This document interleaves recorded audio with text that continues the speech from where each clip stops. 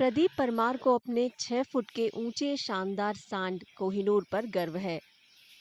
गुजरात में अमरेली जिले के रबडा गांव के प्रदीप ने इसे करीब 1 साल पहले खरीदा था। अपनी चाल और रूप रंग से कोहिनूर मवेशी पालने वालों का पसंदीदा बन गया है। उन्हें कोहिनूर से उम्दा किस्म के बछड़ों की आस है। कोहिनूर का खास ख्याल रखा जाता है। अच्छी सेहत के लिए उसकी खुराक भी खास होती है।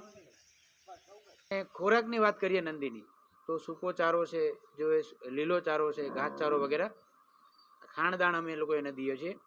ખાણદાણની વાત કરીએ તો 3 ગાયોનું ખાણદાણ એક નંદીને મળવું જરૂરી છે, જેથી કરીને એની કન્ડિશન જળવાઈ રહે, એનું બોડી સ્ટ્રક્ચર અને જે એની સ્ફૂર્તિ છે એ બની રહે. એના માટે ખાણદાણ પણ 3 ગાયોનું જે હોય છે એ એક નંદીને દેવું પડે છે, ત્યારે વ્યવસ્થિત કન્ડિશન એની જળવાઈ રહે છે. कोहिनूर से अब तक 3 मादा बछिया पैदा हो चुकी हैं।